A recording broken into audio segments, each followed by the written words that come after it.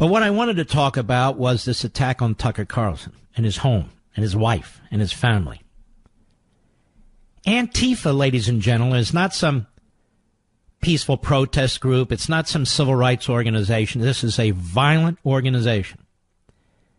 These are Marxists, and they are a militia. And they are violent. And even though CNN over the past few years has downplayed it, even though MSNBC over the past few years has downplayed it, the fact is, it is a very violent organization. We've heard more today from the lib media and the Democrats about the president and him tangling with Jim Acosta than we have heard about what took place at Tucker Carlson's house to his wife and his private property.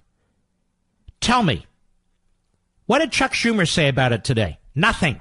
What did Dick Durbin say about it today? Nothing. What did Nancy Pelosi say about it today? Not a word. Now, let's be honest.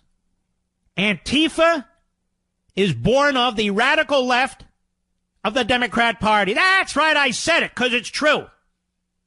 And have been given aid and comfort over the years by Don Lemon and others at CNN and MSNBC.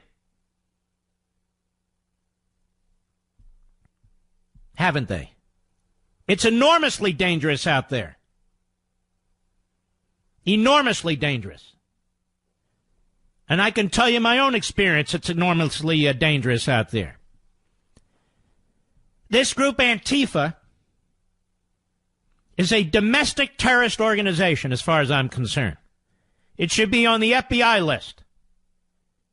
Their leaders should be sought and prosecuted. This isn't just some get-together where they're exercising their First Amendment right. They're making threats, and they tried to break into his house.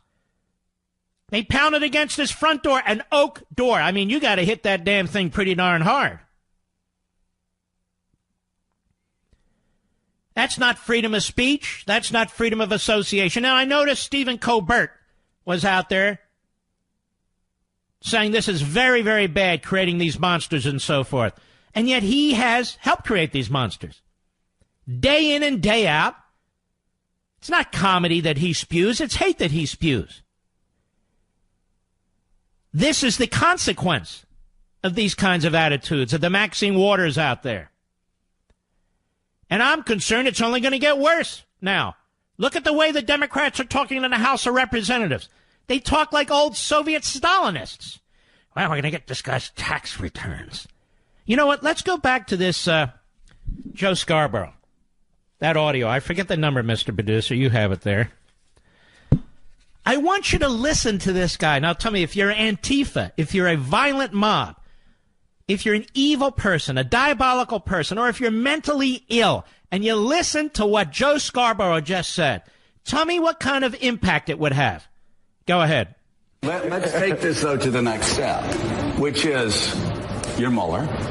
You're putting together your obstruction of justice charge, and he has this puzzle, this hole in the puzzle. He goes, what could fit in that puzzle? What am I going to put there? Oh, he fires the United States Attorney General and appoints a hack, and may not have even done that legally, to obstruct justice and stop this investigation. Boom. Oh, the puzzle's complete. And guess what? If Donald Trump gets rid of Mueller, now the Democrats can just hire him.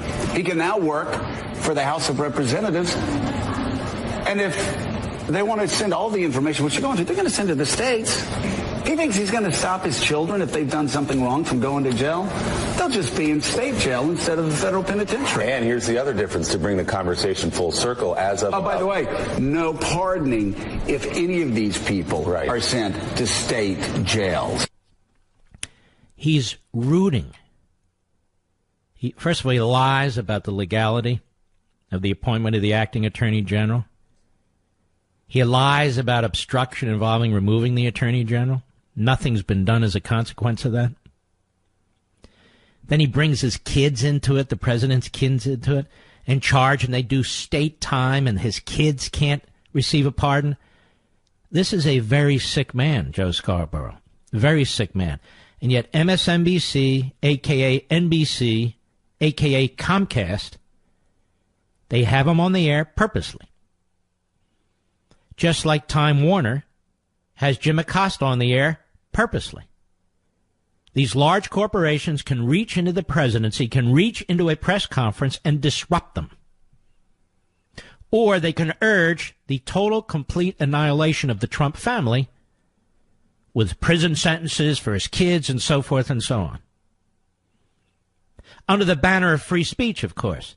And the clowns at the White House Correspondents Association who put out that wonderful dinner every year, they think this is great. They think this is free speech.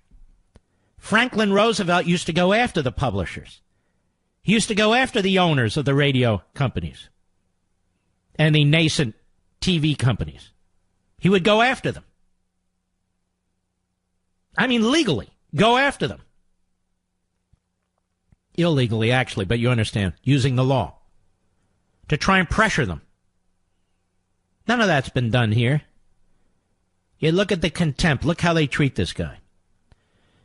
Now, you're some 21-year-old, spoiled, rotten white kid who's gone to, let's say, Haverford outside of Philadelphia. And you've been brainwashed by the Marxist tenured professors.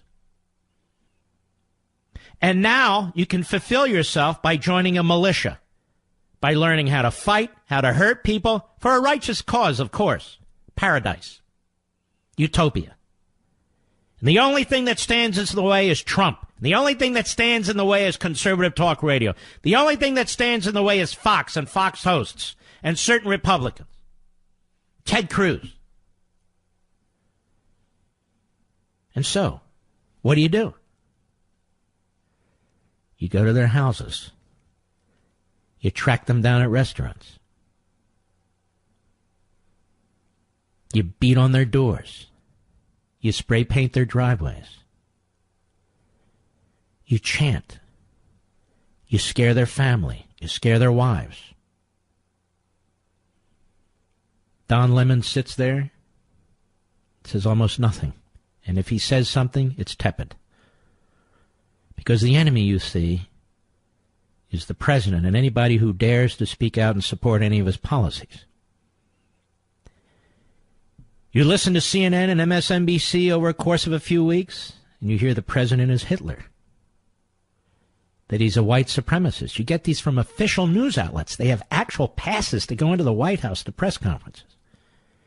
Jim Acosta starts off the questioning, more than implying that the president is a racist because of his immigration positions. Followed up by others. A government-paid-for reporter at PBS, where she suggests the president is not only a white supremacist, but he's turned the Republican Party into a white supremacy party. And he calls her out that it's an outrageous question. And they circle the wagons, the media, as they must, because what you see is groupthink. Because the president, you see, is attacking the media, not the other way around. This is why there's an Antifa. If you call somebody Hitler, Hitler needs to be taken out. If you call somebody a white supremacist, you call somebody a racist, and they're president, well, then he needs to be taken out, doesn't he? For a sick mind, 1 and 1 in that case would equal 2. And not only that, Fox, Brian Stelter, day in and day in attacking Fox. Constant. Attacking Fox. These comedians at night, who are supposed to be comedians, are not. They're propagandists. And they have a big influence on the culture, particularly young people, and they watch them over and over again. The vile jokes all go one way. So now we have an enemy. The enemy. The media do not like to be called the enemy, but they have enemies. And now the media, working with the Democrats in Congress, subpoenas, impeachment, urging Mueller to indict. There was another Acosta question. Well, Mr. President, the Russia matter. Are you concerned somebody might be indicted? And that, we're told, is news. That's a news question. And the White House Correspondents Association defends this guy, Acosta.